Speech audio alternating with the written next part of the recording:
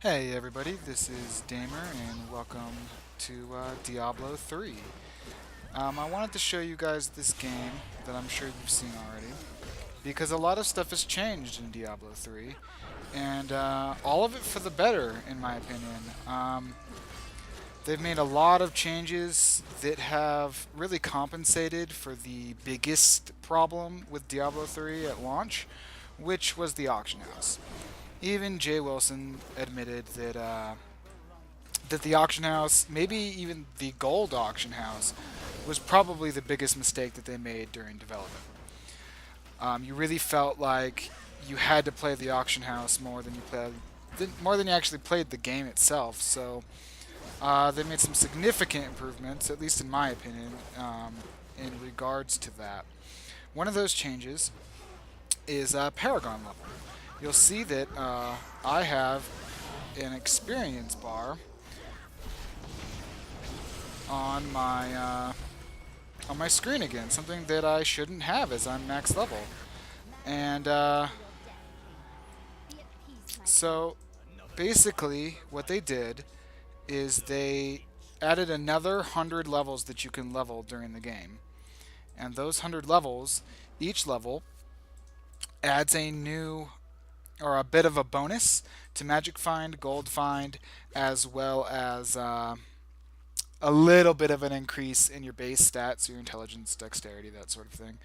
Um, and you get 3% Magic Find and 3% Gold Find for every Paragon level. That stacks beyond the 300% cap from items. Now, um, I don't have any Magic Find pretty much. I do have a little bit on my Templar here, about 60% or so. So, not really a whole lot. And I really haven't really noticed an effect really that much, um, to be honest, because I don't really have the items that I would need to really show it. But it's gone a long way towards making the game more interesting, because they also did something else. Excuse me. They added monster power, which functions a lot like whoa, a lot like backslash players did in Diablo 2, where you could type backslash players and then a number, and it would tell the game to behave as if there were that many players in your party. So it would increase the amount of monsters, thus increasing your chances of finding items. In this case, it just increases the difficulty of the monsters. And to compensate for the difficulty, it gives you a boost in Gold Find and Magic Find. I believe that at Monster Power 10, which is the highest it can go, it's something like 560% Magic Find. So 300% from gear, 300% from Paragon levels, and 500 and something percent from um, Monster Power. You can have over 1,000% Magic Find. I saw a video of someone doing runs at max Paragon level, so 100, as well as max monster power of 10, and they were finding 1 to 2 legendary or set items per hour. That's ridiculous. I know people that played in the beginning of the game that played for months and never found a legendary. Never. Not one. So that's a pretty significant increase. They also, because of the Paragon level, they changed Nephilim Valor a little bit. So now it gives bonus experience as well per stack, which helps you raise your Paragon level. As you can see, I'm only Paragon level 1. I really have only hopped on this game to kind of show you guys the changes, because I really feel like Diablo 3 got a really bad rep, for no reason really. Um, Basically, people hated the auction house. They hated the fact that they had to play the auction house, not the game. And I agree. I thought that that was ridiculous, and it's why I stopped playing. But they've kind of attempted to fix that. So that's really awesome. Another one of the reasons why I kind of wanted to show you guys the game again is because it is going to be coming out on PlayStation 3.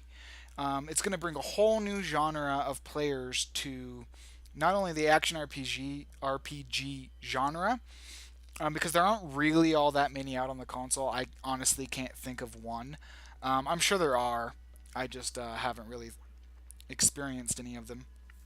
Um, so it's a good time to expose people again to the game and kind of get it hyped up because maybe if it's successful, we'll see future Blizzard games on consoles again. We haven't seen a Blizzard game on console, I believe, since the original StarCraft on Nintendo 64, and so that's forever ago. The last thing I want to talk about that they added, I'm not going to show it to you this time. I might, I'll probably do another video and show it to you.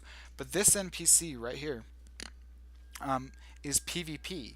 You can go into a game with up to 4 players, and you can either do 2-on-2 or 1-on-1 or free for all. And you can PvP. It's not quite up to the standard of what we were promised with the arenas, which I'm still kind of wondering why we haven't gotten them because it was one of the first things they actually showed us in the game. So I don't know. I feel like they needed to kind of take it a little less seriously with the PvP because once you have PvP, people expect it to be balanced. The only way to balance PvP is to have PvP gear, and so it kind of defeats the point of running around and grinding out all these items, right? But that also means that PvP is extremely unbalanced, which is why I'm not going to hop into a PvP game because I have like no gear.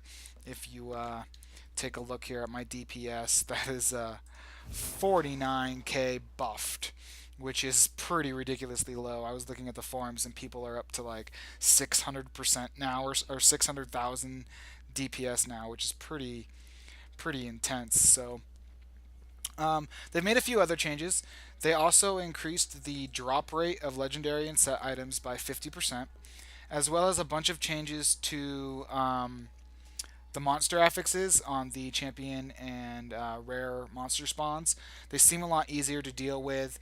They kind of nerfed the ones that were like super annoying, like teleport, fire chains, and I've played probably 10 hours since I kind of picked it back up, and I have not seen one invulnerable minions yet, which is just like, thank you.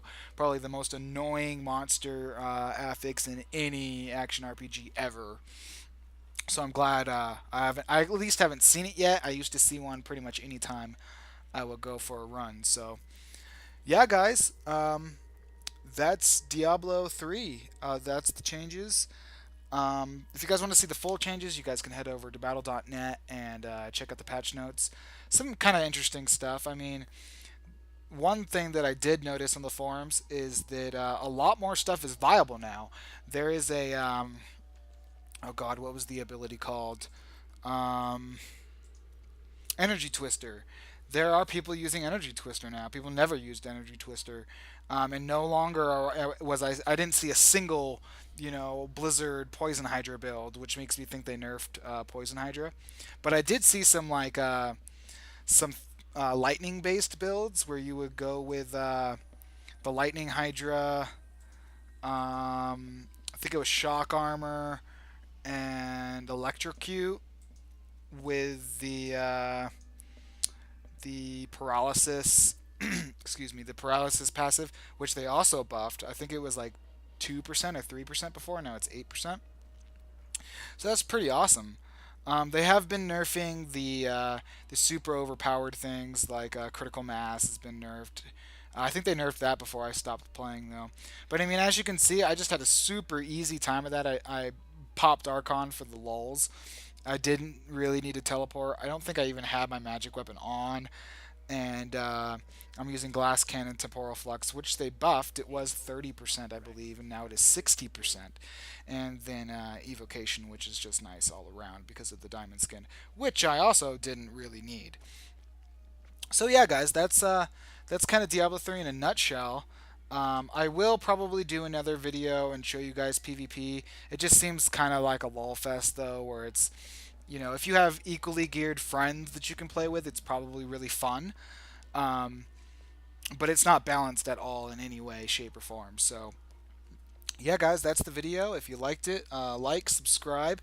Um, I want to close it out though with saying that I will be covering a few other action RPGs kind of in a series because there are some really interesting dots to connect between Diablo 3, Torchlight 2, which I think is an obvious connection that people who have kind of followed the genre, followed D2, will recognize. But then another game that I'm not going to reveal at the moment because it's kind of a secret. It's kind of the whole point, and it's not tied through developers, but more so game concepts and things that we thought we were going to get in Diablo 3 that we didn't. But this other game did it, and honestly, guys, I think that this hidden action RPG may very well be the best action RPG ever made. It's got everything. So I'm excited to show that to you guys. I'm going to leave it as a little bit of a cliffhanger. So things to come. I'm going to be covering Dawngate, the new MOBA from EA. I know though that the studio that's making it, it's like their first game ever, and it looks like a really, really interesting take on the MOBA genre. So I want to cover that. There's a new Command and Conquer game, a free-to-play Command and Conquer game coming out. The beta should be starting pretty soon, so I want to show you guys that.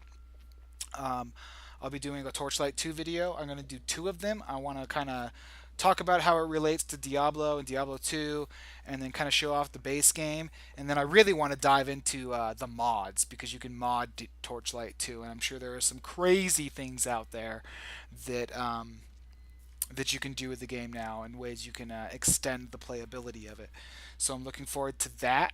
I'm also going to do The Witcher 2. Their mod kit just came out. I think it's in the mod kit itself is in beta, but we'll probably see some really, really cool stuff coming from that. The Witcher 2 was one of the best games to come out at the time. It was held up as a new standard really in gaming. So that's pretty exciting.